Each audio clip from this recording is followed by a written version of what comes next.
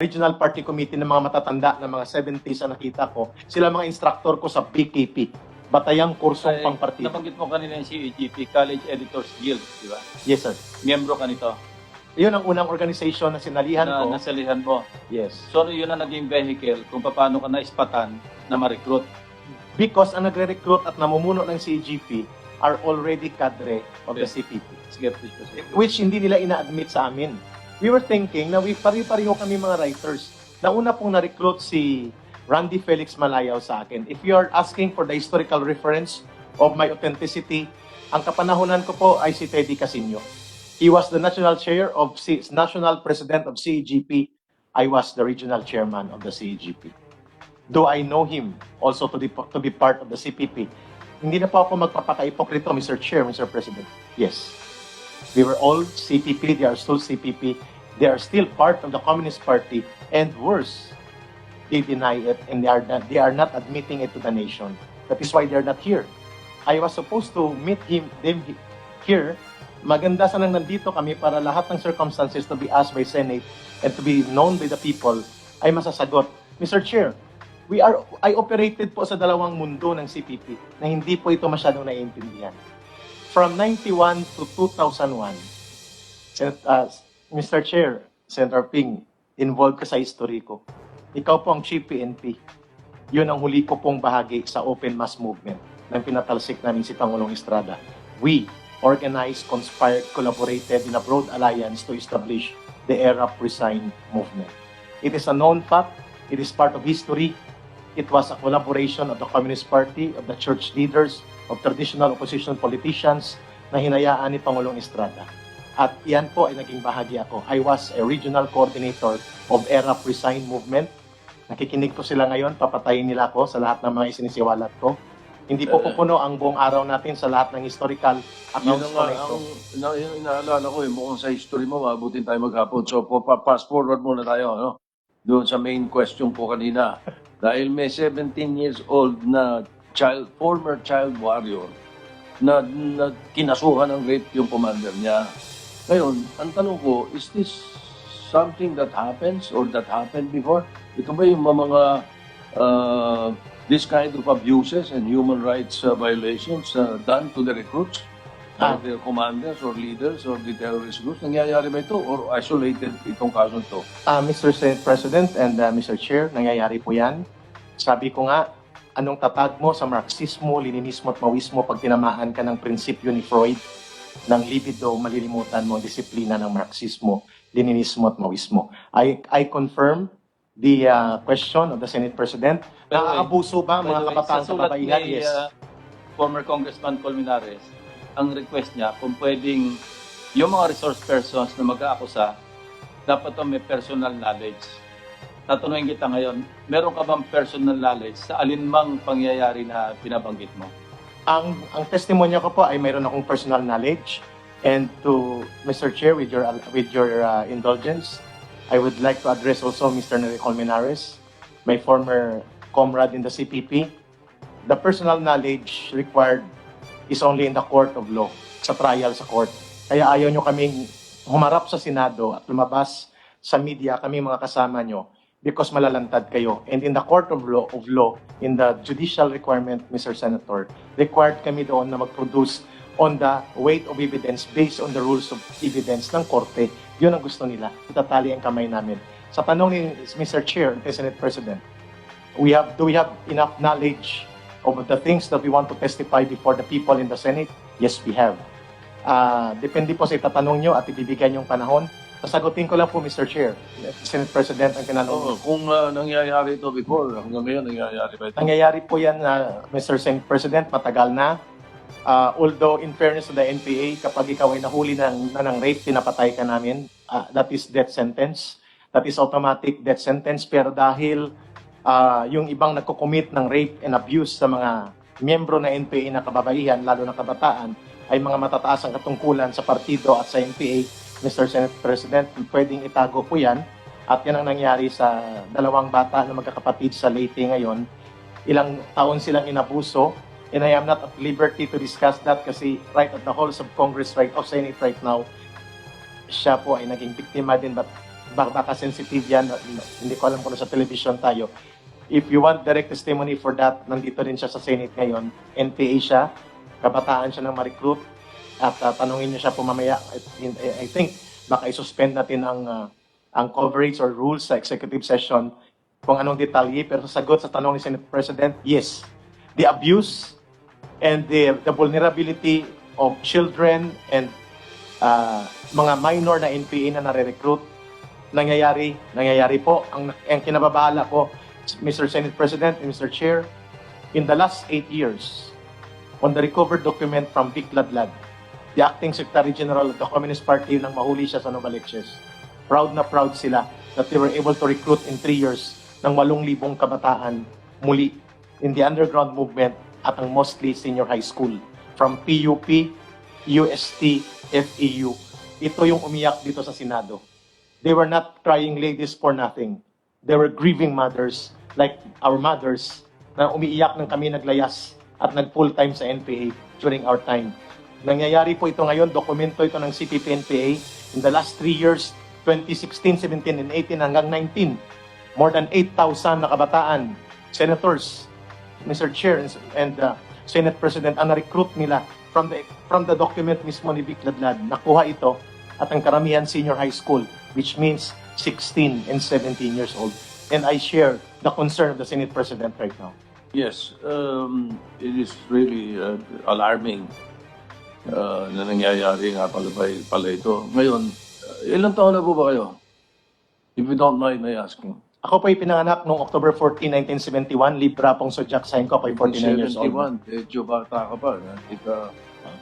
Ka-birthday ko po si Mr. Joey De Leon, a very good artist.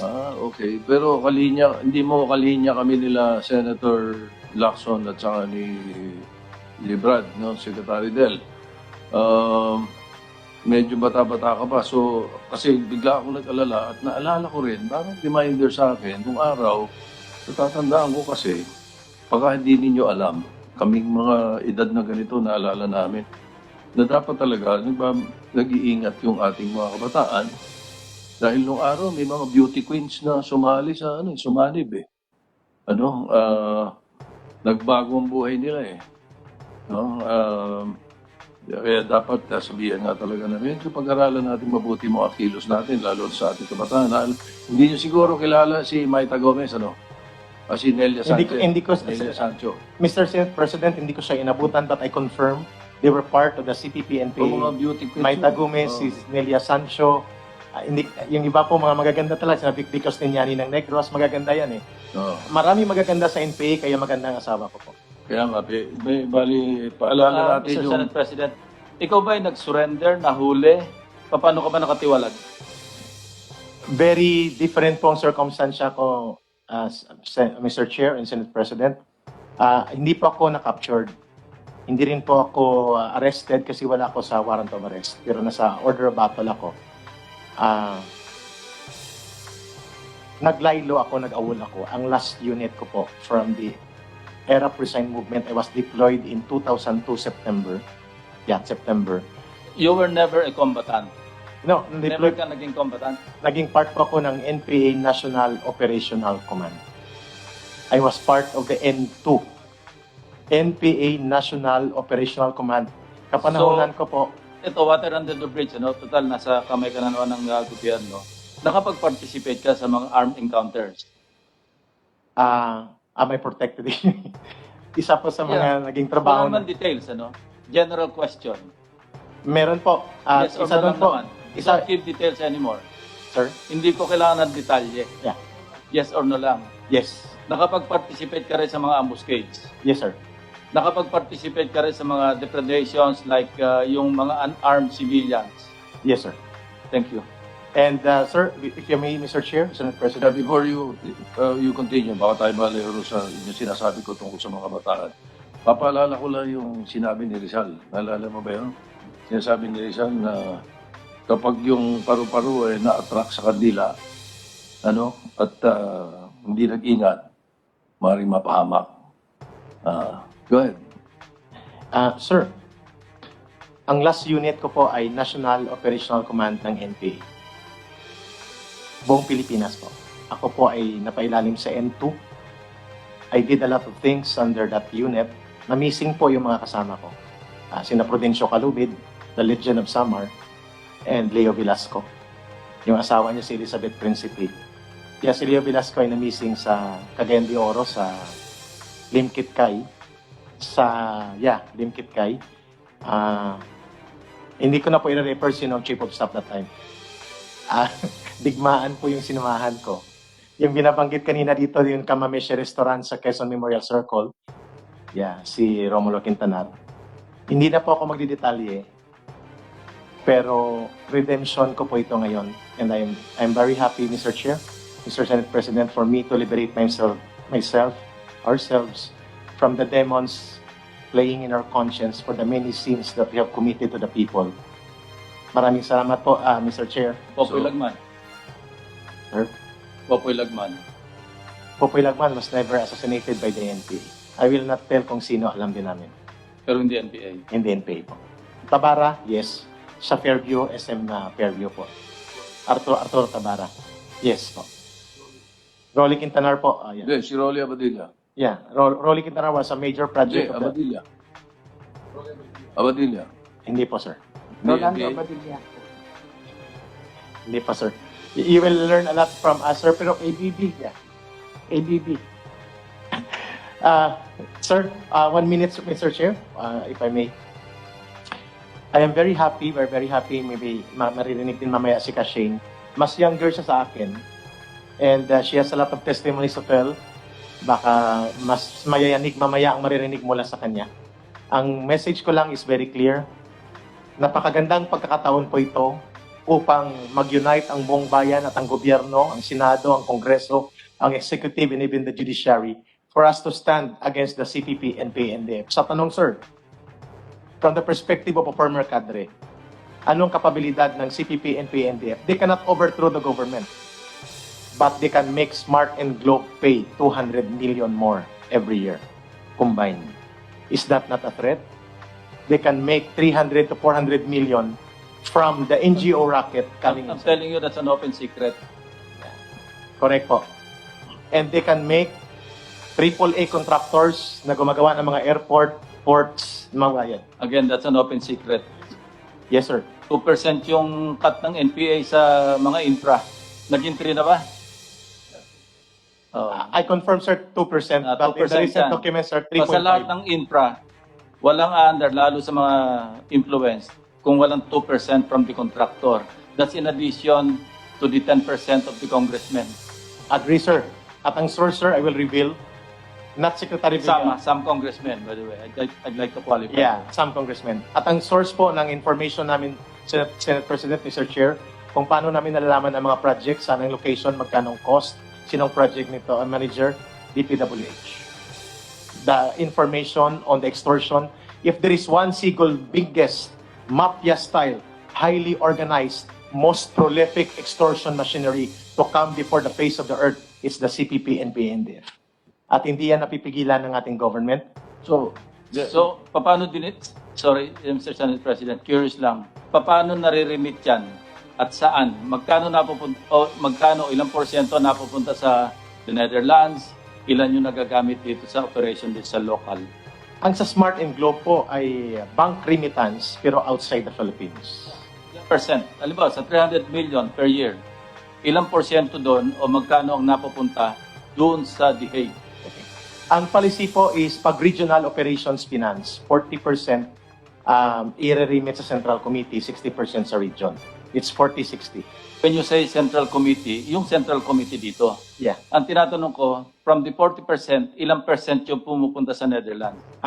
Hindi ko po masagot categorical pero tama po kayo sa inyong very logical questions, Mr. Chair. May napupunta po sa Netherlands kasi nandun ang CPP International Department. Nandun si Joma sa Barrio Utrecht, the Netherlands, sa Barangay Utrecht.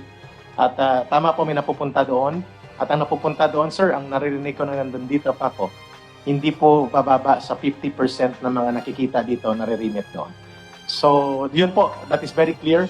At ang pinakamasakit po, the CPP and PNDF are able to circumvent the Anti-Money Laundering Council because we are able to establish web network of conduit NGOs that can channel funds amounting to 300 to 400 million coming from partners from Belgium, Netherlands, Europe, etc.